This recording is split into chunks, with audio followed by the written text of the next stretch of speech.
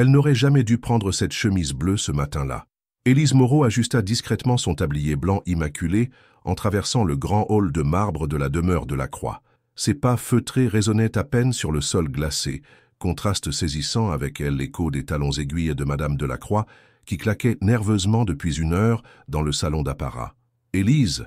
La voix sèche fendit l'air matinal. « Le thé Earl Grey pour Monsieur Gabriel. » Immédiatement. 30 ans, 3 années de service impeccable. Et pourtant, Élise se sentait toujours comme une ombre dans cette maison au plafond doré. Elle inclina légèrement la tête, un geste automatique qu'elle avait perfectionné jusqu'à l'art. « Bien, madame. » Dans la cuisine aux carreaux de céramique blanche, Élise prépara le plateau avec la précision d'un horloger suisse.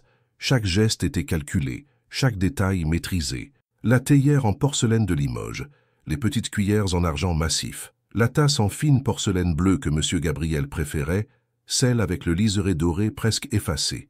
Elle connaissait tous ses rituels. Thé à 7 heures précises, jamais de sucre. Toujours 2 biscuits sablés disposés sur la soucoupe de gauche. Élise savait aussi qu'il lisait le Figaro en premier, puis les Échos, et qu'il fronçait imperceptiblement les sourcils à la page financière.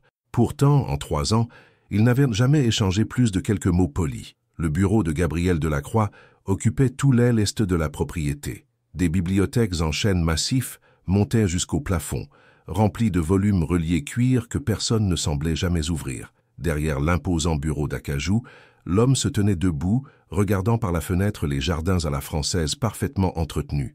Élise frappa 3 coups discrets. « Entrez !» Sa voix était grave, posée, avec cette intonation patricienne qui marquait son éducation suisse. Gabriel ne se retourna pas immédiatement.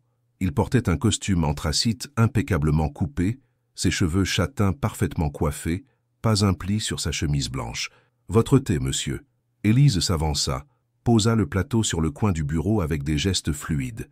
Gabriel se tourna enfin vers elle, et leurs regards se croisèrent l'espace d'une seconde. Les yeux de Gabriel étaient d'un bleu acier, froid comme les matins d'hiver à Versailles. « Merci, Élise. » Il prononça son prénom avec une politesse distante, comme s'il lisait un nom sur une étiquette. Élise esquissa un sourire professionnel et s'apprêta à repartir quand Gabriel reprit la parole. « Les dossiers Beaumont sont arrivés hier soir. Ils sont dans le tiroir de droite. Pourriez-vous les porter à ma secrétaire avant midi ?»« Bien sûr, monsieur. » Élise ouvrit le tiroir, sortit une épaisse chemise cartonnée marquée « Confidentiel », groupe de la Croix.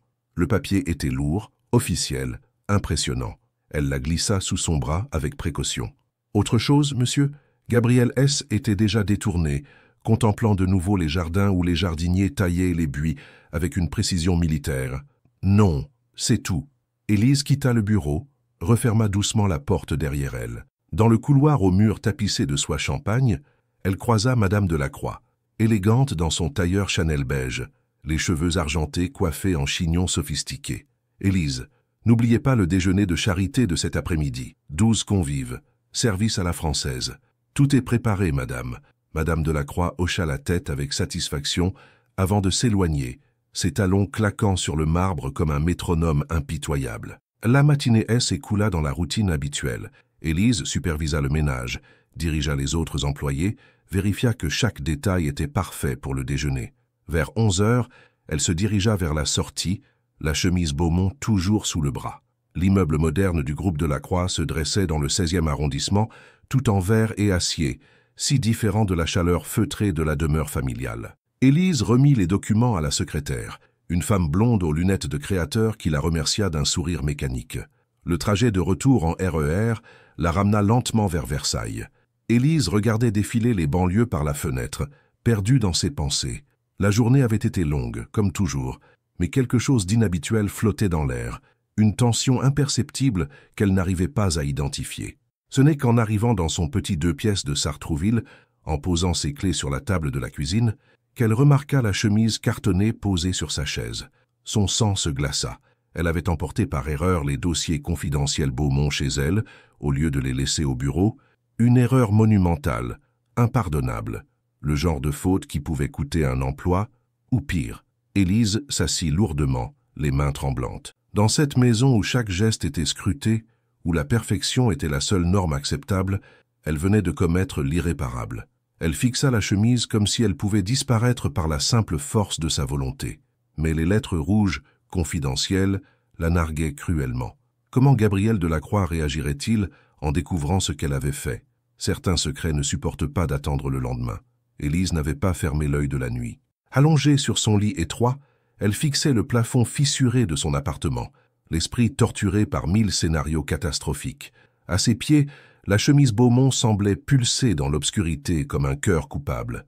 5 heures du matin. Les premières lueurs de l'aube filtraient à travers les volets mal joints. Élise se leva, enfila sa robe de chambre élimée et prépara un café dans sa petite cuisine.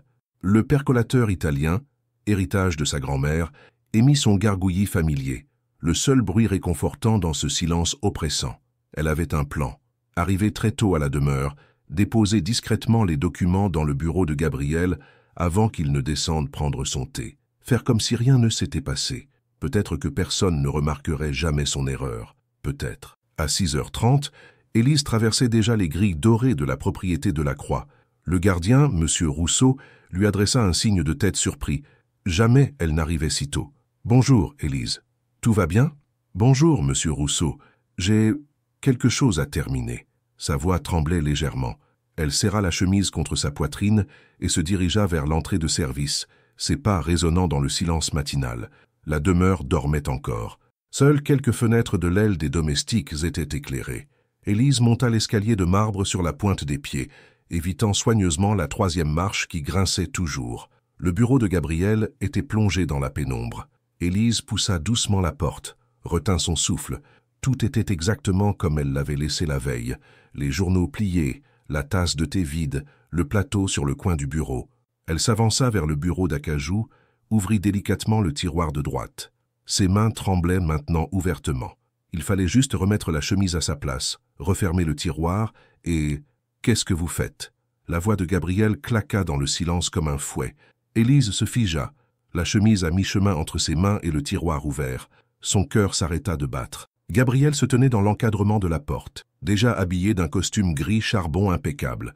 Ses yeux bleus la fixaient avec une intensité glaciale.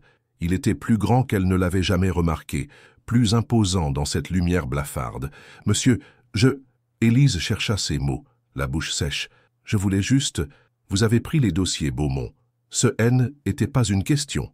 Gabriel s'avança lentement vers elle, chaque pas résonnant comme un verdict. Élise recula instinctivement, mais le bureau la bloquait. C était un accident, monsieur. Je ne l'ai pas fait exprès.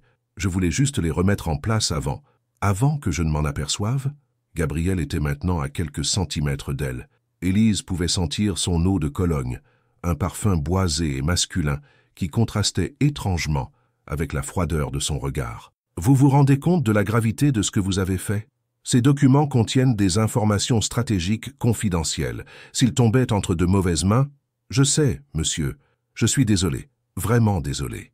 Les yeux d'Élise se remplirent de larmes qu'elle tenta de retenir.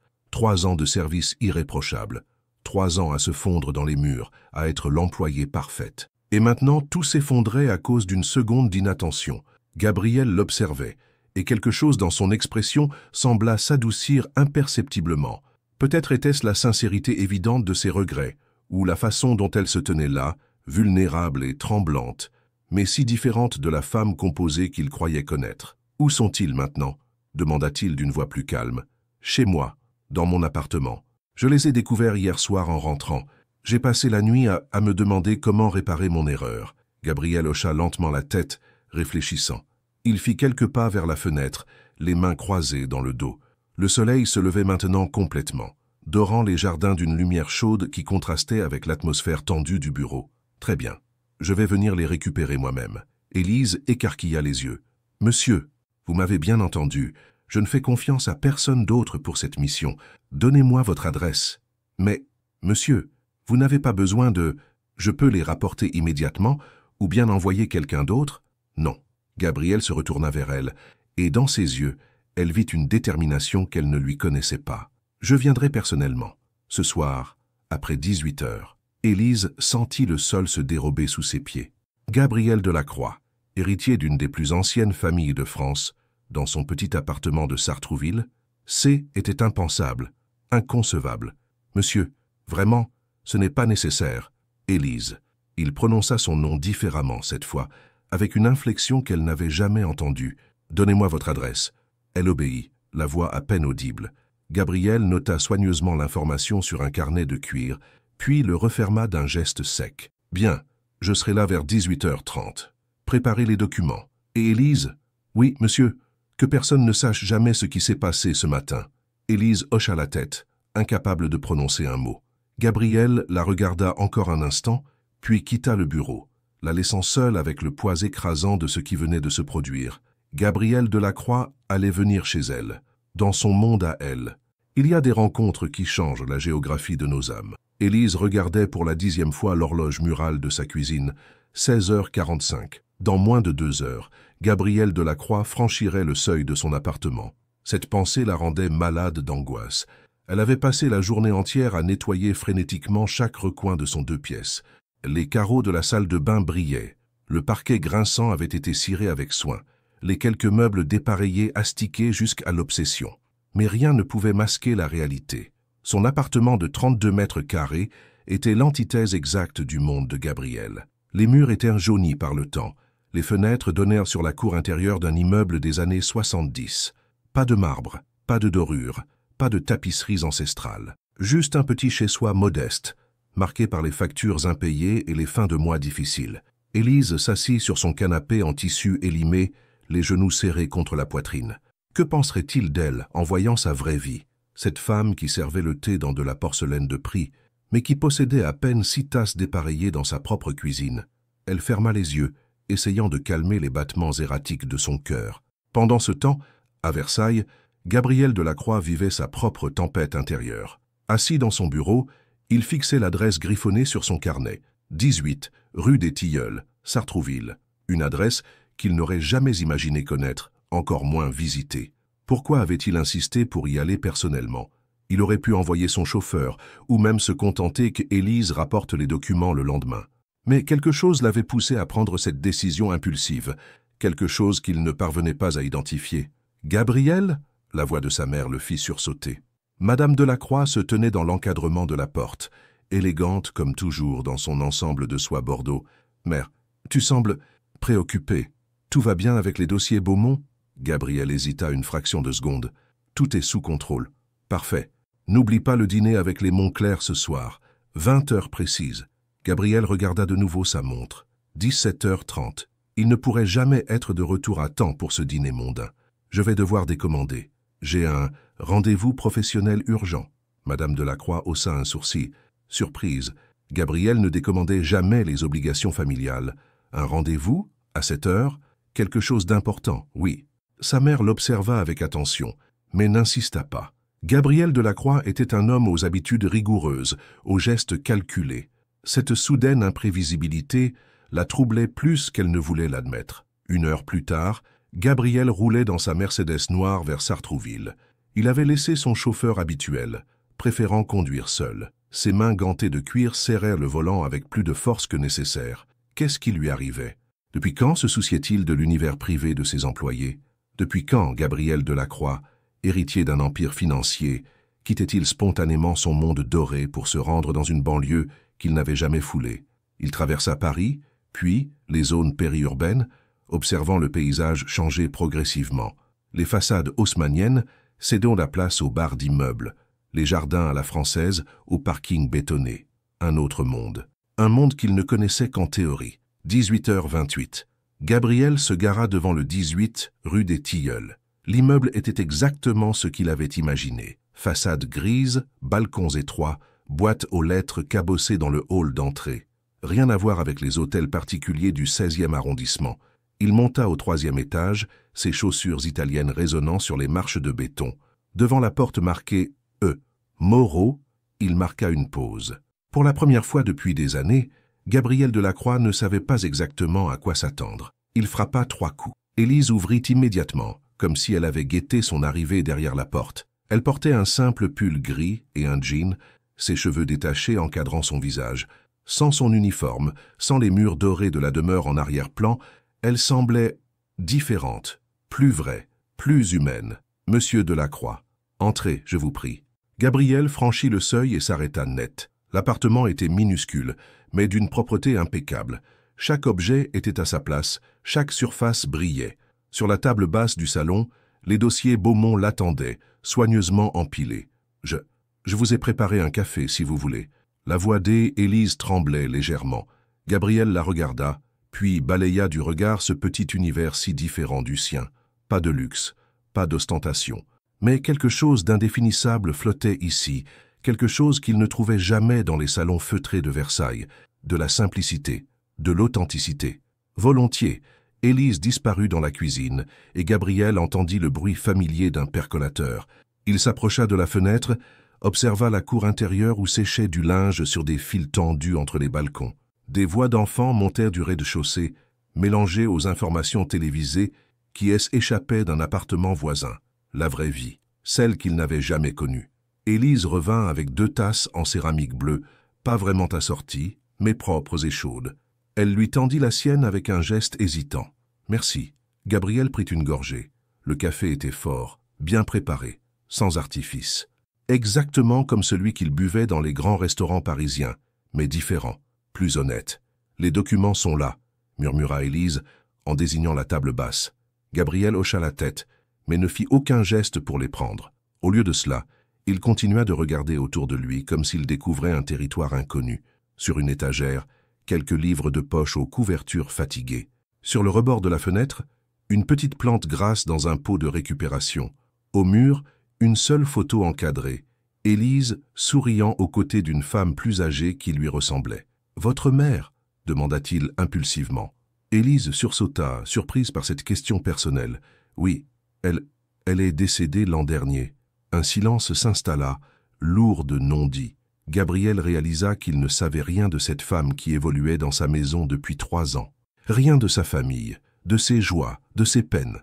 Elle était juste la domestique parfaite, invisible et efficace. « Je suis désolé, » dit-il simplement. Élise le regarda, surprise par cette marque d'humanité inattendue. Dans ses yeux bleus, elle vit quelque chose qu'elle n'avait jamais remarqué, de la sincérité. Et dans ce moment suspendu, quelque chose d'irréversible commença à naître entre eux. Parfois, les révolutions les plus profondes commencent par un simple « restez donc dîner ».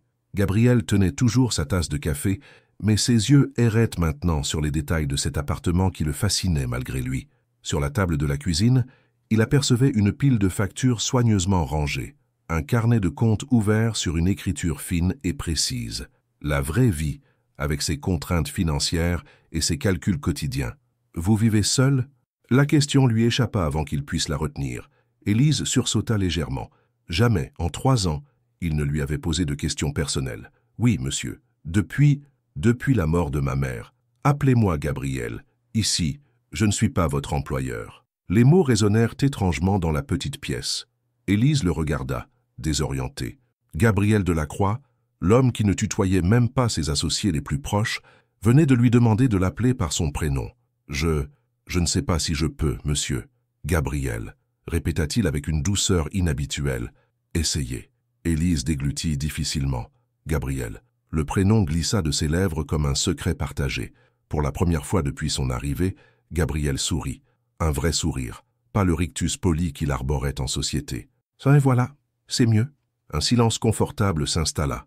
Dehors, la nuit tombait doucement, et les lumières des appartements voisins s'allumaient une à une.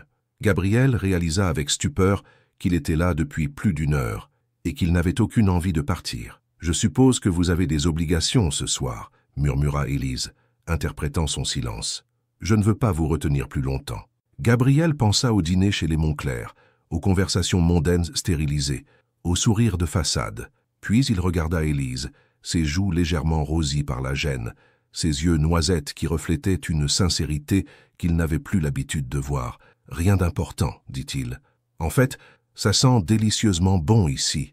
Qu'est-ce que vous préparez ?» Élise rougit davantage. « Oh, ce n'est rien. Juste un gratin de courgettes et quelques escalopes. J'allais dîner après votre départ. » Gabriel regarda vers la cuisine où mijotait effectivement quelque chose qui embaumait l'appartement. Une odeur simple, familiale, si différente des plats sophistiqués servis dans sa demeure. « Cela vous ennuierait, si je restais ?» La question tomba comme une pierre dans un étang silencieux. Élise écarquilla les yeux, certaine d'avoir mal entendu. « Pardon ? Je vous demande si je peux rester dîner, si cela ne vous dérange pas. » Élise sentit le sol se dérober sous ses pieds. Gabriel Delacroix voulait rester dîner, dans son petit appartement, avec son gratin fait de légumes du marché et ses escalopes d'entrée de gamme. Mais, monsieur, Gabriel, je n'ai rien de... Je veux dire, ce n'est pas du tout ce à quoi vous êtes habitué. Justement, il la regardait avec une intensité nouvelle, comme s'il la voyait vraiment pour la première fois. J'aimerais connaître ce à quoi je ne suis pas habitué. Élise sentit son cœur s'emballer. Il y avait quelque chose dans la voix de Gabriel, une vulnérabilité qu'elle n'avait jamais soupçonnée.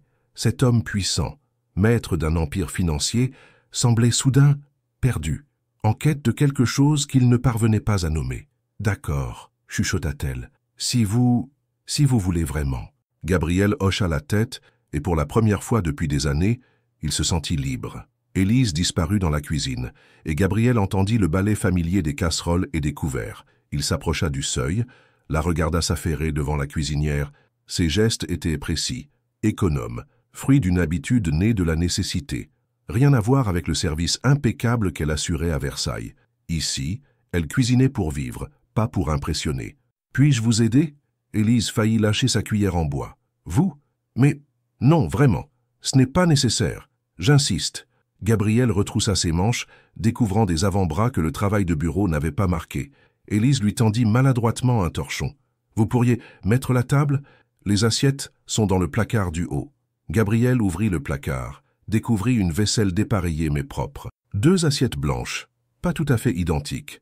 2 verres en verre ordinaire, des couverts simples, sans armoiries gravées.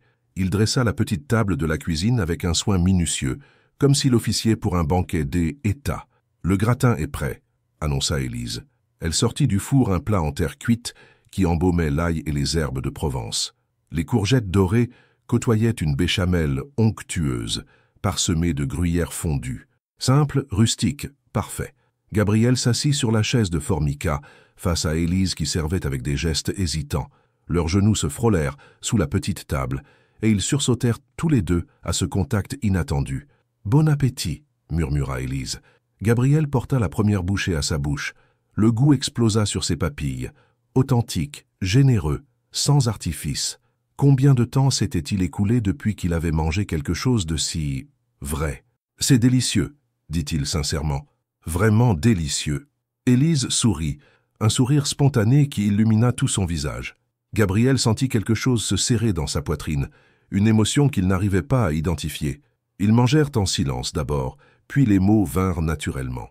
Gabriel parla de son enfance en internat, de ses dimanches silencieux dans la demeure familiale. Élise évoqua sa mère, infirmière dans un hôpital public, qui lui avait appris que la vraie richesse résidait dans les gestes simples.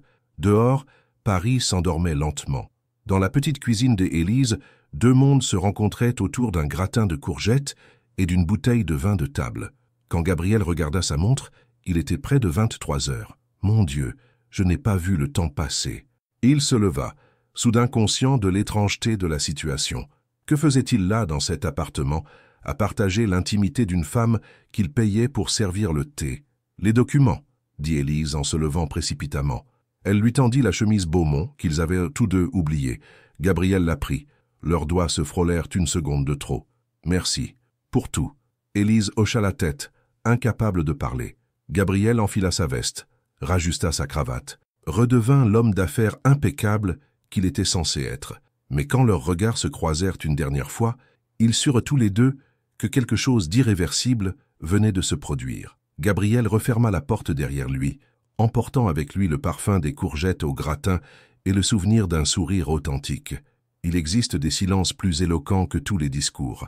3 jours s'étaient écoulés depuis cette soirée à Sartrouville, et Gabriel n'arrivait pas à retrouver son rythme habituel. Assis dans son bureau, il fixait les mêmes chiffres depuis 1 heure sans parvenir à se concentrer. Chaque fois qu'il entendait des pas dans le couloir, son cœur s'accélérait, espérant voir apparaître la silhouette de Élise. Elle, de son côté, avait repris son service avec une ponctualité irréprochable, mais quelque chose avait changé dans sa façon de se mouvoir dans la demeure. Ses gestes étaient plus tendus, ses regards plus fuyants. Quand elle apportait le thé matinal, elle évitait soigneusement de croiser les yeux de Gabriel. Ce matin-là, comme tous les autres depuis leur dîner, elle frappa 3 coups discrets à la porte du bureau. « Entrez !» Élise poussa la porte, le plateau entre les mains. Gabrielle leva les yeux de ses documents, et leurs regards se rencontrèrent, malgré elle. Une seconde suspendue, chargée de souvenirs partagés. « Votre thé, monsieur. » Elle était revenue au « monsieur ». Gabrielle en ressentit une piqûre de déception. « Merci, Élise. » Il prononça son prénom avec la même intonation que dans son appartement, douce et personnelle. Élise tressaillit imperceptiblement. « Autre chose, monsieur ?» Gabrielle la regarda poser le plateau avec des gestes mécaniques. Elle portait son uniforme habituel, cheveux tirés en chignon strict, mais il ne pouvait s'empêcher de la revoir, avec ses cheveux détachés, souriant dans la lumière chaude de sa cuisine. Élise. « Oui, comment allez-vous » La question, simple en apparence, résonna comme un aveu. Élise sentit ses joues s'empourprer. « Très bien, monsieur, merci. »« Gabrielle » corrigea-t-il doucement. Elle secoua la tête, comme pour chasser un sortilège. « Ici, vous êtes monsieur Delacroix. C'est mieux ainsi. » Gabrielle se leva lentement, contourna son bureau. Élise recula instinctivement, mais se retrouva dos au mur, entre les étagères de livres anciens. Pourquoi? Sa voix était grave, presque un murmure. Il était maintenant si proche qu'elle pouvait sentir son parfum, voir les petites rides de concentration au coin de ses yeux. Parce que nous ne sommes pas dans le même monde, monsieur. Ce qui s'est passé l'autre soir, était une erreur. Une erreur? Gabrielle posa une main contre le mur, à côté de la tête de Élise. Pas assez près pour la toucher, mais suffisamment pour l'enfermer dans une bulle d'intimité. Vous regrettez? Élise ferma les yeux, luttant contre les sensations que cette proximité éveillait en elle. Depuis des années, elle s'était construite une carapace, elle s'était jurée de ne plus jamais laisser un homme l'atteindre. Mais Gabrielle effritait ses défenses avec une facilité déconcertante. La porte du bureau s'ouvrit brusquement. Madame Delacroix entra, élégante dans son tailleur Chanel crème, et s'arrêta net en découvrant la scène. Gabrielle et Élise se séparèrent instantanément, comme deux adolescents pris en faute. Élise baissa les yeux, mortifiée, tandis que Gabrielle rajustait sa cravate d'un geste nerveux. « Gabrielle ?» La voix de Madame Delacroix était glaciale. « J'espère que je ne dérange pas. »« Bien sûr que non, mère. » Élise venait d'apporter mon thé. Madame Delacroix observa Élise avec un regard perçant, notant ses joues rouges, son trouble évident. Puis elle se tourna vers son fils, et dans ses yeux, Gabrielle lut une mise en garde muette. « Élise, vous pouvez disposer, » dit-elle, d'un ton sans réplique. Élise s'inclina brièvement et quitta la pièce, refermant la porte derrière elle. Dans le couloir, elle s'appuya contre le mur, le cœur battant. Elle avait été à deux doigts de quoi exactement? De laisser Gabrielle l'embrasser? L'idée la terrifiait autant qu'elle la troublait. Dans le bureau, un silence tendu s'était installé. « Gabrielle, nous devons parler », annonça Madame Delacroix en s'asseyant dans le fauteuil de cuir face au bureau. « De quoi, mère? Ne joue pas au plus fin avec moi. Je t'ai vu avec cette employée. » Gabrielle sentit une colère sourde monter en lui. Cette façon de parler d'Élise, comme si elle était quantité négligeable. Élise, elle s'appelle Élise. Peu importe son nom. Ce qui m'importe, c'est ce que j'ai vu dans ce bureau. Madame Delacroix croisa les mains sur ses genoux, adoptant cette posture de matriarche qu'elle maîtrisait à la perfection. Tu es un Delacroix, Gabrielle. Nous avons des responsabilités, des traditions à respecter. Nos ancêtres n'ont pas bâti cet empire pour que je quoi? Gabrielle S. est élevée, les mâchoires serrées, pour que je sois humain, pour que je ressente quelque chose de sincère pour la première fois de ma vie, pour que tu t'abaisses avec la domestique. Les mots claquèrent dans l'air comme un fouet. Gabrielle sentit quelque chose se briser en lui, une limite franchie. Sortez, Gabrielle, sortez de mon bureau, maintenant. Madame Delacroix se leva dignement, mais avant de partir, elle se retourna vers son fils. Cette femme n'est pas de notre monde, elle ne le sera jamais. Et si tu persistes dans cette voie, tu détruiras tout ce pourquoi notre famille s'est battue. Réfléchis bien, mon fils. Elle sortit, laissant Gabrielle seule avec ses pensées tumultueuses. Pendant ce temps, Élise était retournée à ses tâches, tentant de retrouver la normalité de sa routine. Mais ses mains tremblaient en pliant le linge, et elle sursautait au moindre bruit. Vers 15 heures, elle montait l'escalier principal avec un panier de linge propre quand elle croisa Gabrielle qui descendait. Il s'arrêta sur la marche au-dessus d'elle, leur visage à la même hauteur. Élise, monsieur. Ils se regardèrent, et dans les yeux de Gabrielle, elle vit une détermination nouvelle. Quelque chose avait changé depuis la visite de sa mère. Nous devons parler, ce soir. Ce N était pas une question.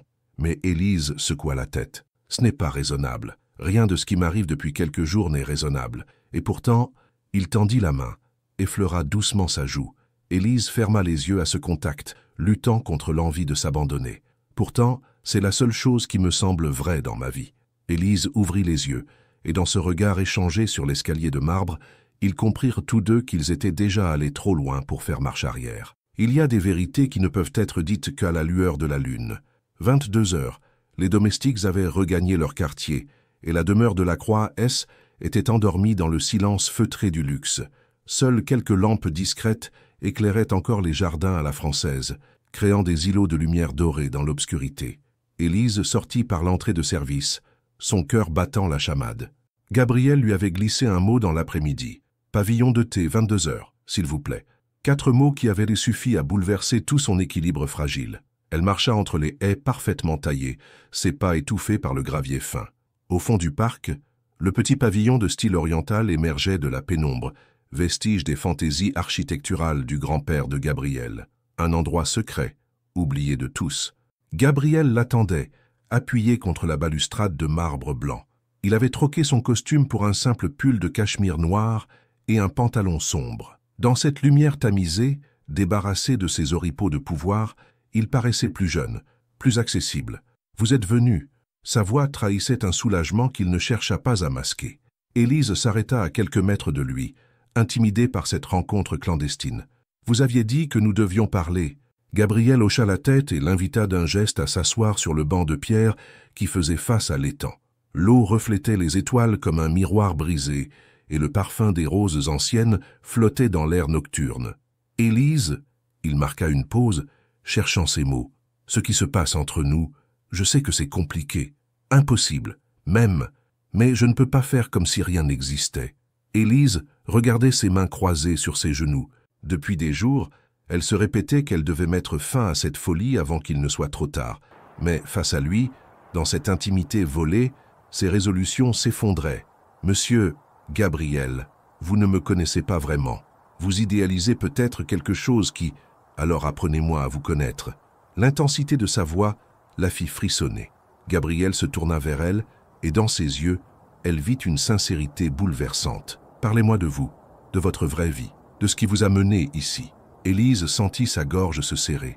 Parler d'elle, de son passé, des blessures qui l'avaient amenée à se construire cette carapace de parfaite domestique. « Vous ne voulez pas savoir. Vraiment. Si, je veux tout savoir. » Le silence étira entre eux, troublé seulement par le murmure de la fontaine et le bruissement léger du vent dans les feuillages.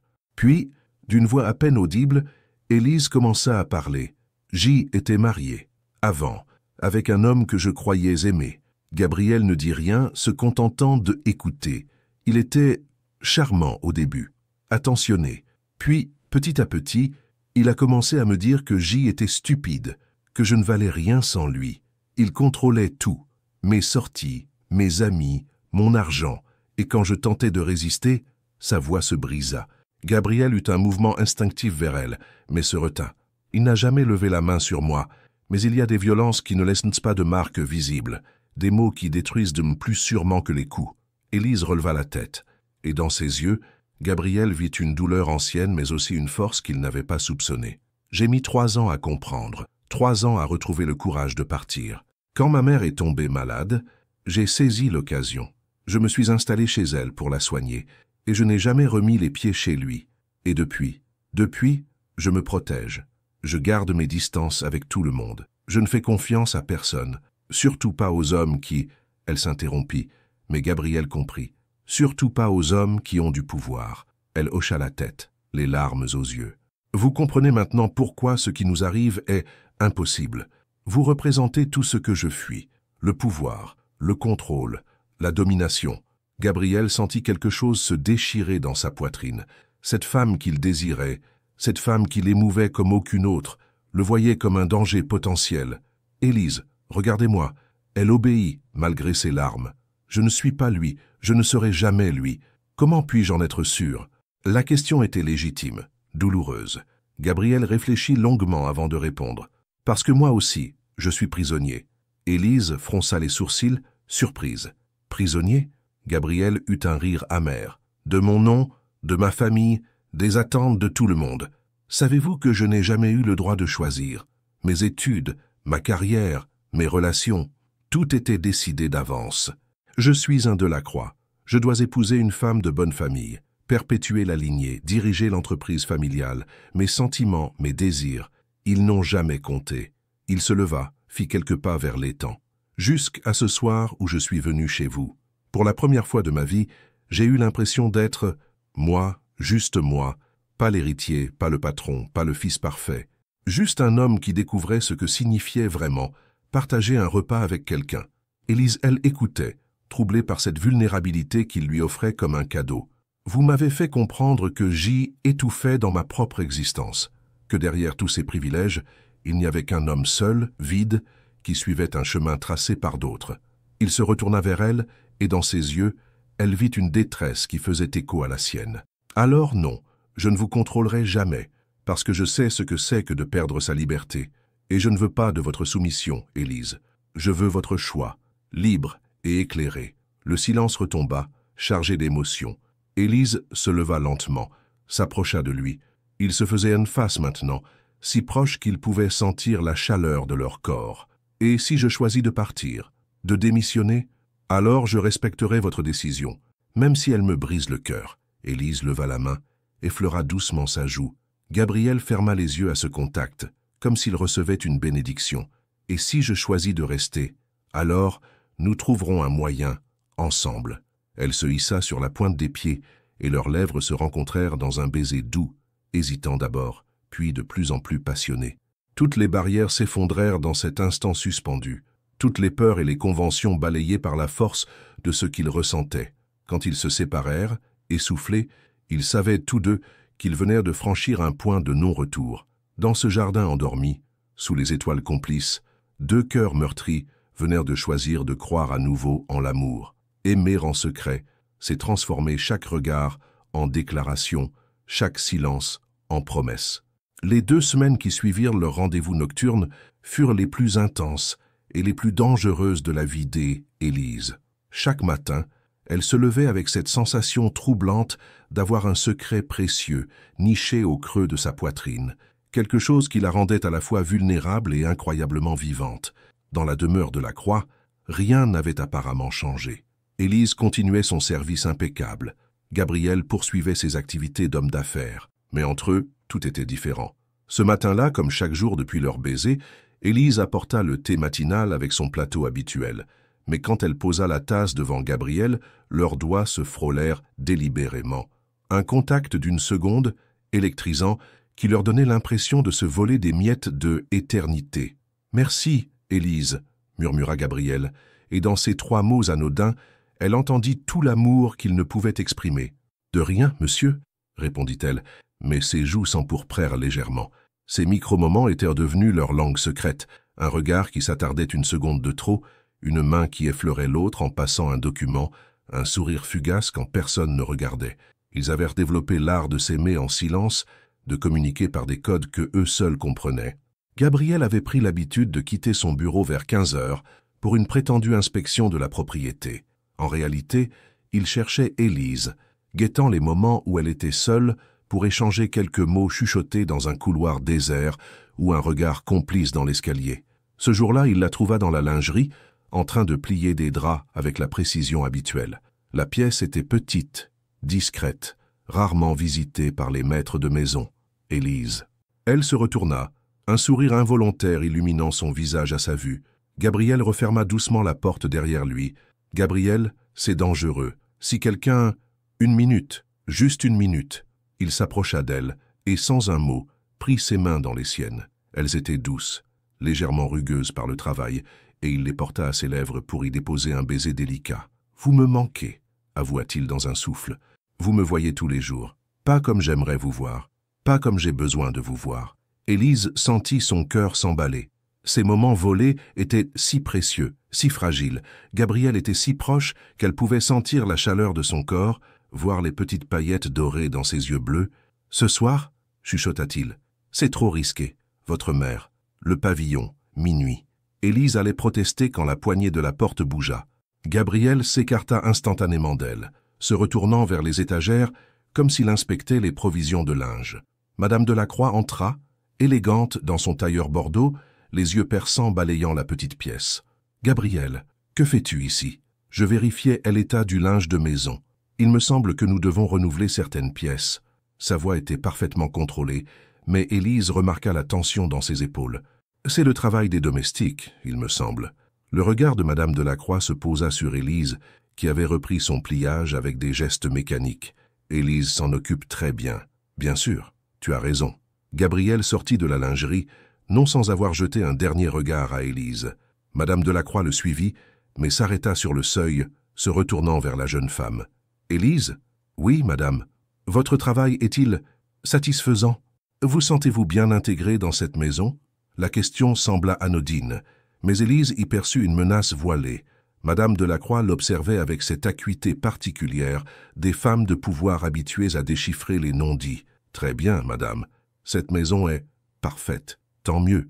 Il serait regrettable que, quoi que ce soit, vienne troubler l'harmonie de notre demeure. » Message reçu. Élise hocha la tête, les mains tremblantes sur le drap qu'elle pliait. Madame Delacroix sortit enfin, laissant Élise seule avec l'écho de ses menaces feutrées. La jeune femme s'assit lourdement sur le tabouret, réalisant à quel point leur situation était précaire. Madame Delacroix savait, peut-être pas tout, mais elle soupçonnait quelque chose. Le soir venu, malgré ses craintes, Élise se rendit au pavillon. Gabriel l'attendait, arpentant nerveusement la petite construction. Quand il la vit arriver, il courut presque vers elle. « Ma mère vous a parlé, n'est-ce pas ? Elle se doute de quelque chose. » Gabriel la prit dans ses bras, la serra contre lui avec une force désespérée. « Je ne vous laisserai pas partir. Je ne vous laisserai pas subir les conséquences de mes sentiments. Gabriel, non, écoutez-moi. » Il la regarda dans les yeux et elle y vit une détermination farouche. « Je vais parler à ma famille, leur dire la vérité. Vous êtes fous, vous imaginez leur réaction? Je m'en moque. Je ne peux plus vivre cette comédie. Je ne peux plus faire semblant que vous n'existez pas. » Élise sentit les larmes monter. L'amour de Gabriel était sincère, elle n'en doutait plus. Mais il sous-estimait la violence du monde auquel il appartenait. « Et s'ils vous obligent à choisir, entre votre famille et moi ?» Gabriel prit son visage entre ses mains, caressa doucement ses joues humides. « Alors, je choisirai l'amour. Je vous choisirai. » Dans le silence de la nuit, ces mots résonnèrent comme un serment. Élise se blottit contre lui, respirant son parfum, gravant dans sa mémoire la sensation de ses bras autour d'elle. Elle savait que bientôt, peut-être très bientôt, tout cela ne serait plus qu'un souvenir. Mais pour l'instant, dans cette bulle de tendresse volée, elle choisissait de croire aux promesses impossibles. Soudain, un bruit de pas sur le gravier les fit sursauter. Une lumière de lampe torche balayait les jardins, se rapprochant dangereusement du pavillon. Gabriel et Élise se séparèrent précipitamment, le cœur battant. La voix de M. Rousseau, le gardien, retentit dans la nuit. « Il y a quelqu'un ? J'ai vu de la lumière. » Dans l'ombre du pavillon, Gabriel et Élise retenaient leur souffle, conscients que leur secret venait peut-être de basculer vers l'impossible. Il arrive un moment où le silence devient plus douloureux que la vérité. Gabriel et Élise restèrent immobiles dans l'ombre du pavillon, retenant leur souffle tandis que la lumière de la lampe torche balayait les buissons alentour. Les pas de M. Rousseau se rapprochaient, lents et méthodiques. « Probablement un chat », marmonna le gardien après quelques minutes d'inspection. « Ces bêtes du voisinage ». La lumière S éloigna progressivement, et ils entendirent les pas s'estomper vers les communs. Quand le silence retomba, Gabriel et Élise échangèrent un regard chargé d'angoisse. « C'est fini », chuchota Élise, les larmes aux yeux. « Nous ne pouvons plus continuer ainsi. C'est trop dangereux. » Gabriel la prit par les épaules, la força à le regarder. « Ça, vous avez raison. Nous ne pouvons plus continuer. Comme ça. Gabriel, il est temps de dire la vérité. À ma famille. À tout le monde. » Élise secoua la tête, terrifiée par cette perspective. « Non, vous ne comprenez pas ce que cela signifie. Pour vous, pour moi. Si, je comprends. Et je suis prêt à en assumer les conséquences. » 3 jours plus tard, Gabriel mit son plan à exécution. C'était un vendredi soir, et comme chaque semaine, la famille Delacroix se réunissait pour le dîner traditionnel dans la grande salle à manger. Les couverts en argent brillaient sous les lustres de cristal, les domestiques circulaient silencieusement, et la conversation roulait sur les sujets convenus, affaires, mondanité, politique. Élise servait le dessert, un soufflé au grand marnier préparé par le chef, quand Gabriel posa délicatement sa cuillère et se tourna vers ses parents. « Père, mère, j'ai quelque chose d'important à vous dire. » Monsieur Delacroix, homme distingué aux tempes argentées, leva les yeux de son journal financier. « Ah, de bonnes nouvelles concernant le contrat Beaumont, j'espère ?»« Non, c'est personnel. » Le ton de Gabriel fit lever la tête à Madame Delacroix. Elle posa son verre de vin, et dans ses yeux, Élise vit passer une lueur d'appréhension. « Je suis amoureux. » Un silence de mort tomba sur la salle à manger. Élise, qui versait le café, sentit ses mains trembler imperceptiblement. « Amoureux ?» Madame Delacroix esquissa un sourire forcé. « Mais c'est merveilleux, mon chéri. De qui s'agit-il? Une des filles, Montclair, ou peut-être cette charmante Célestine de Brissac? » Non. Gabriel se leva lentement, se tourna vers Élise qui avait fini de servir et s'apprêtait à regagner discrètement les cuisines. Élise.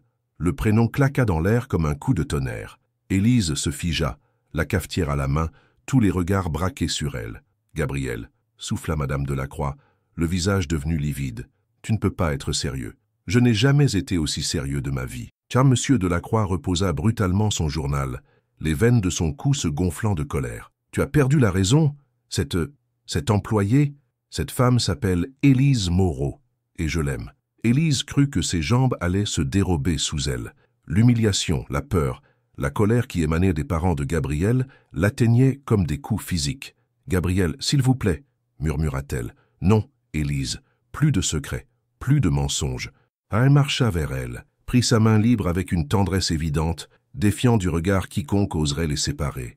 Madame Delacroix se leva dans un mouvement de soie froissée, sa prestance habituelle cédant la place à une fureur glaciale. « Gabriel Delacroix, tu vas immédiatement cesser cette mascarade. » « Ce n'est pas une mascarade, mère.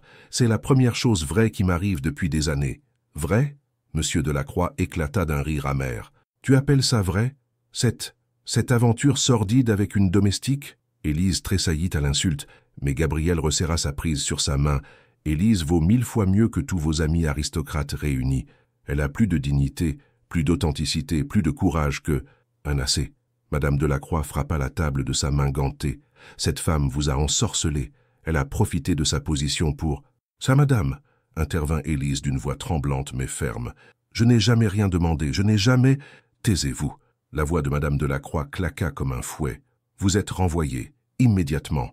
Sortez de cette maison et n'y remettez jamais les pieds. » « Non. » Gabriel s'interposa entre sa mère et Élise, le visage dur, transformé par une détermination que ses parents ne lui avaient jamais vue. « Élise ne partira que si elle le souhaite. Et si elle part, je pars avec elle. Tu ne peux pas être sérieux. » Monsieur Delacroix s'était levé à son tour, rouge de colère. « Penses-tu à ce que tu dis, à ton héritage, à l'entreprise, à tout ce que nos ancêtres ont construit? J'y pense constamment depuis des années, et je réalise que tout cela ne vaut rien si je ne peux pas aimer librement. » Madame Delacroix se tourna vers Élise, ses yeux lançant des éclairs. « Vous avez détruit ma famille. Vous avez séduit mon fils pour vous élever socialement. »« C'est faux !» explosa Gabriel. « Élise n'a rien fait d'autre qu'être elle-même, honnête, courageuse, authentique, tout ce que notre milieu a oublié d'être. Gabriel, je vous en prie, » supplia Élise, les larmes aux yeux. « Arrêtez, cela fait trop de mal à tout le monde. » Non, il se tourna vers elle, prit son visage entre ses mains, ignorant complètement ses parents. « Je vous aime, Élise, et je refuse de vivre une minute de plus en le cachant. » Monsieur Delacroix contourna la table, le visage déformé par la rage. « Très bien, puisque tu as fait ton choix, voici le mien. » Sa voix était d'un calme terrifiant. « Tu as 48 heures pour revenir à la raison. 48 heures pour rompre avec cette personne et reprendre ta place dans cette famille. Et sinon, tu n'es plus mon fils. Plus d'héritage, plus d'entreprise, plus de nom. Tu seras déshérité et banni de cette famille pour toujours. » Le silence qui suivit fut assourdissant. Gabriel regarda ses parents, ces étrangers en costume d'apparat qu'il avait élevés sans jamais le connaître. « Dans ce cas, j'ai déjà fait mon choix. » Il prit la main d'Élise, l'entraîna vers la sortie. Sur le seuil de la salle à manger, il se retourna une dernière fois. « Au revoir, père. Au revoir, mère. » Dans le grand hall de marbre, Élise et Gabriel marchaient main dans la main vers un avenir incertain, laissant derrière eux le poids des traditions et l'écho de leur ancienne vie. L'amour véritable se mesure non pas dans les moments de passion, mais dans l'acceptation des lundis matins difficiles, 3 semaines avaient passé depuis leur départ, fracassant de la demeure de la Croix. 3 semaines où Gabriel découvrait une réalité qu'il n'avait jamais imaginée. Vivre dans 32 mètres carrés avec une femme qu'il aimait, mais sans un centime de son héritage familial. Assis sur le canapé Élimédée et Lise, leur canapé désormais, Gabriel fixait les offres d'emploi étalées sur la table basse. Chaque refus essuyé était accompagné de la même phrase polie. « Malheureusement, votre profil ne correspond pas à nos attentes actuelles. » Traduction. Personne ne voulait embaucher l'héritier déchu qui avait défié publiquement l'une des familles les plus puissantes de France. « Encore rien ?» demanda Élise, en revenant de la cuisine, 2 tasses de café instantanées à la main. Gabriel secoua la tête, acceptant le café avec un sourire las. Le breuvage était amer, bien loin des mélanges raffinés qu'il avait l'habitude de boire, mais il s'y habituait, comme à beaucoup d'autres choses. Le directeur de la banque Rothschild semblait intéressé au téléphone. « Jusqu'à ce que je mentionne mon nom. » Élise s'assit à côté de lui, et il nota ses traits tirés. Elle travaillait maintenant dans un petit café du quartier. Un emploi trouvé rapidement grâce à son expérience du service, mais les horaires étaient épuisants et le salaire dérisoire. « Tu pourrais... » Elle hésita. « Tu pourrais peut-être changer de nom, temporairement ?» Gabriel la regarda, surpris par cette suggestion qu'il n'avait jamais envisagée. Renier jusqu'à son identité pour échapper au poids de son passé? Gabriel Moreau, plaisanta-t-il amèrement. Pourquoi pas, après tout? J'ai déjà tout perdu. Le silence s'installa, lourd de non-dits. Par la fenêtre entr'ouverte, les bruits de la cité montaient. Enfants qui criaient dans la cour, télévision du voisin, klaxons lointains. Un monde si différent du feutré silence de Versailles.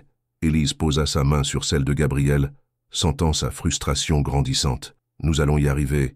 Il faut juste du temps. Du temps? Gabriel se leva brusquement, faisant s'éparpiller les journaux.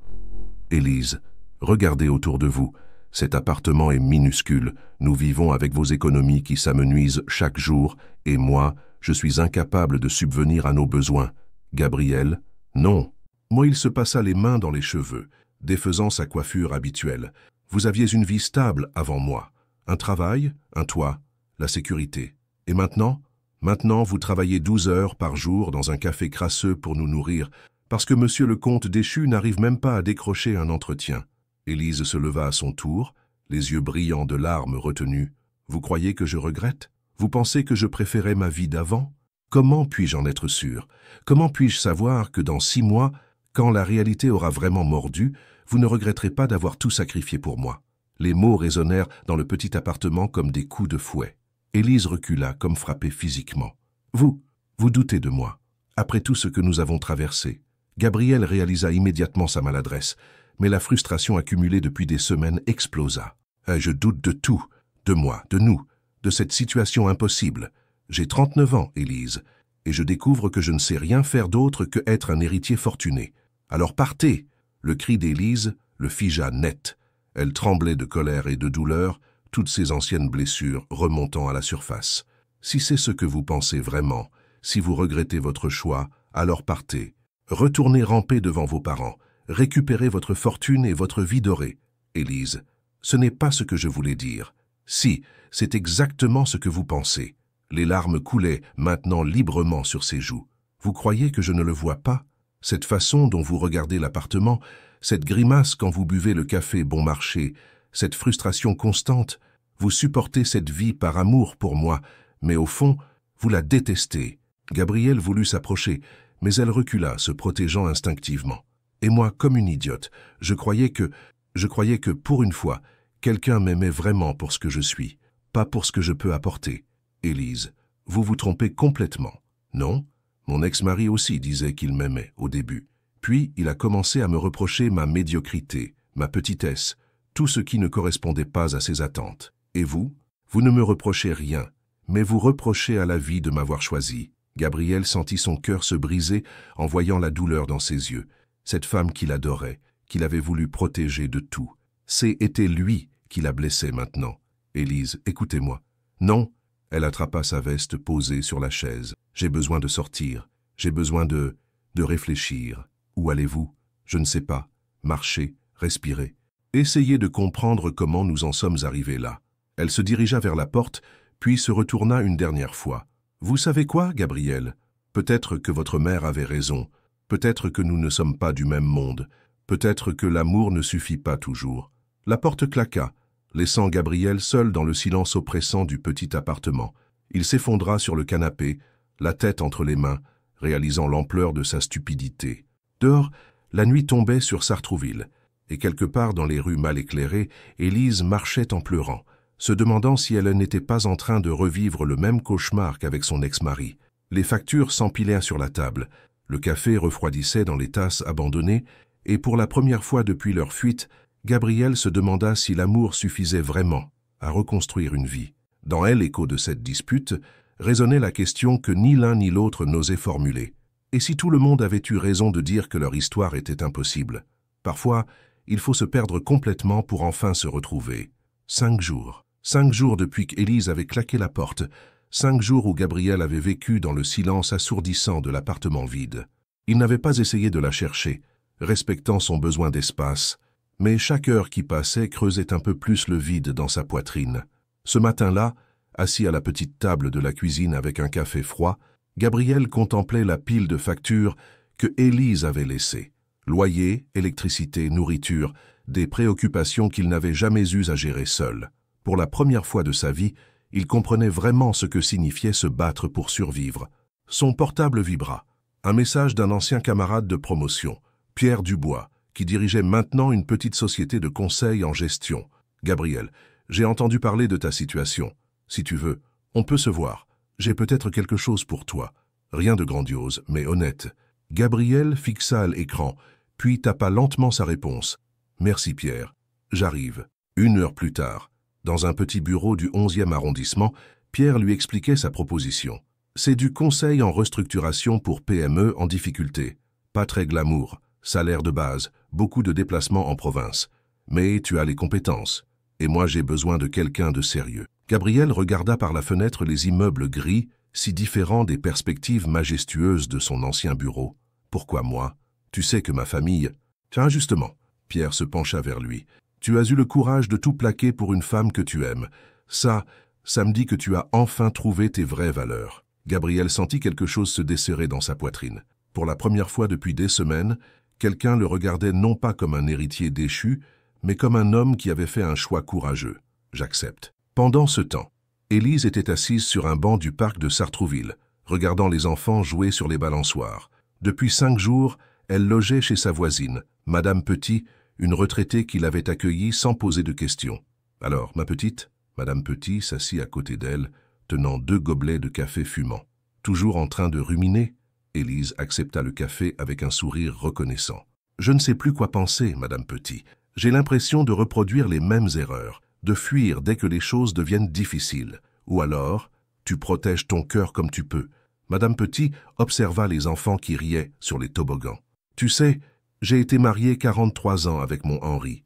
43 ans de bonheur, mais aussi de disputes, de doutes, de moments où on se demandait si on était fait l'un pour l'autre. » Elle se tourna vers Élise. « La différence entre un amour qui dure et un amour qui fait mal, c'est pas l'absence de problème. C'est la façon dont on les affronte ensemble. » Élise sentit les larmes monter. Et si Gabriel se rend compte qu'il n'est pas fait pour cette vie, qu'il regrette d'avoir tout quitté pour moi? Et si c'était toi qui n'étais pas prête à accepter qu'on puisse t'aimer assez pour renoncer aux privilèges?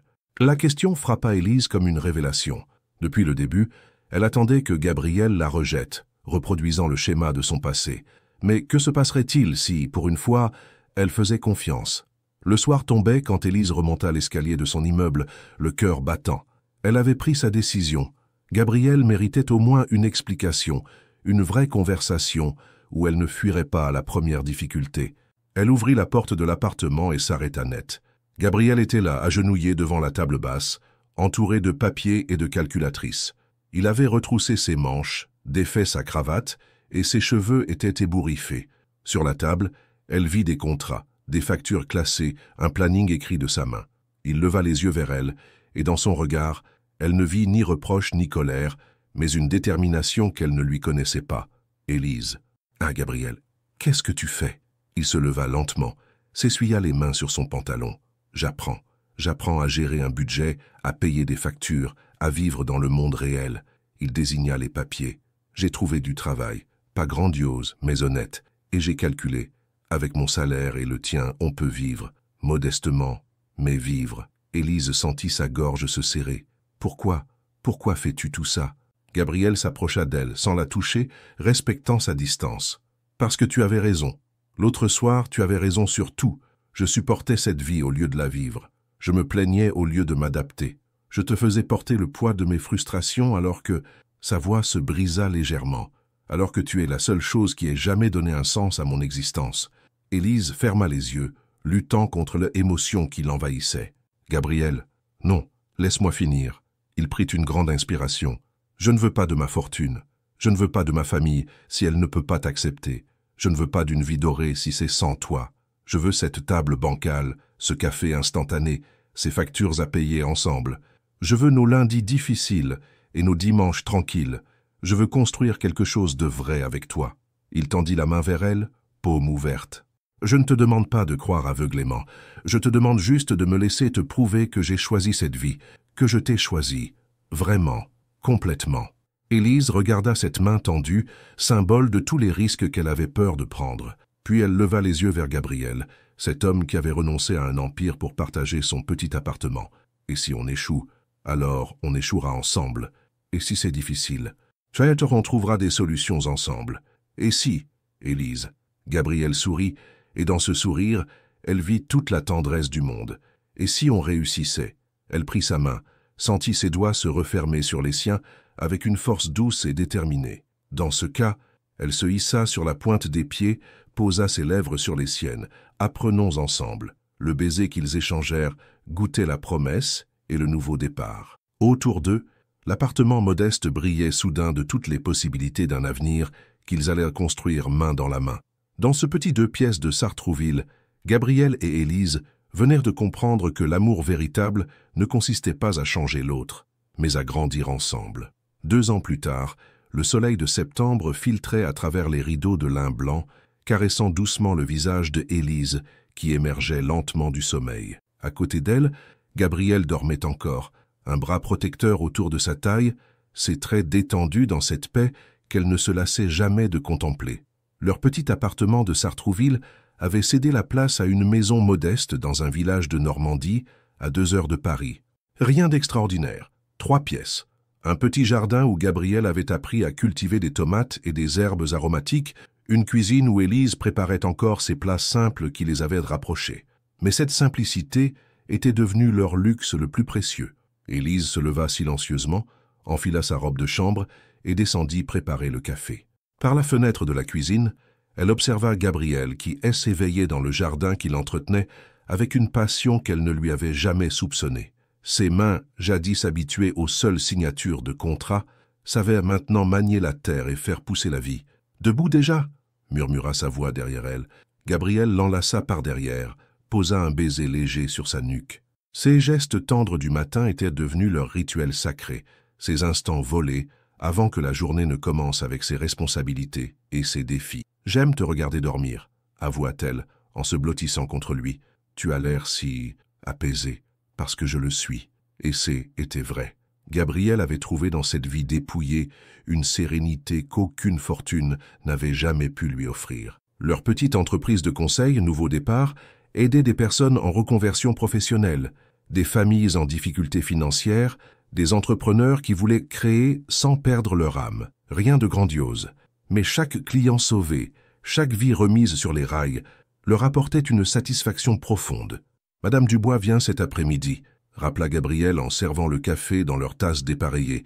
Toujours ces mêmes tasses qu'ils avaient gardées de leur ancien appartement, symbole de leur parcours. Madame Dubois, veuve de 55 ans, qui avait perdu son emploi et sa confiance en elle, après la fermeture de l'usine où elle travaillait depuis 20 ans. Gabriel et Élise l'accompagnaient dans la création de sa petite entreprise de couture à domicile, transformant sa passion en source de revenus. Elle aura réussi, affirma Élise avec conviction. Je le vois dans ses yeux maintenant. Cette étincelle qui était éteinte au début, Gabriel sourit. Élise avait développé une intuition remarquable pour déceler les ressources cachées des gens, leur potentiel enfoui sous les blessures et les échecs. Elle qui avait si longtemps douté de sa propre valeur était devenue celle qui révélait la leur aux autres. « Comme toi », dit-il, en caressant doucement sa joue. « Quoi ? Comme moi. Cette étincelle. » Tu l'as retrouvée. Élise se regarda dans le reflet de la fenêtre. C était vrai. La femme qu'elle voyait maintenant n'avait plus rien de cette domestique effacée qui se cachait dans les couloirs de la demeure de la Croix. Ses épaules étaient droites, son regard clair, son sourire spontané. Elle avait appris à s'aimer, enfin. Tu crois qu'ils pensent encore à nous? Demanda-t-elle parfois, en parlant de la famille de Gabriel. Gabriel n'avait plus jamais eu de nouvelles de ses parents depuis leur départ. Au début, cela l'avait blessé. Puis il avait compris que C était peut-être mieux ainsi. Ils appartenaient à des mondes qui ne pouvaient plus se rejoindre. « J'espère qu'ils ont trouvé leur bonheur à eux », répondait-il toujours avec une sincérité qui l'étonnait lui-même. Ce matin-là, en buvant leur café face au jardin où les dernières roses de l'été s'épanouissaient, ils reçurent un appel inattendu. « Allô ?» Gabriel décrocha, fronçant les sourcils devant le numéro inconnu. « Gabriel ?» La voix le figea. Il n'avait pas entendu cette intonation depuis 2 ans, mais il l'aurait reconnue entre mille. « Mère ?» Élise leva les yeux, surprise. Gabriel lui fit signe qu'il allait prendre l'appel dehors. « Comment allez-vous » demanda Madame Delacroix après un silence tendu. « Nous allons bien, très bien. Nous?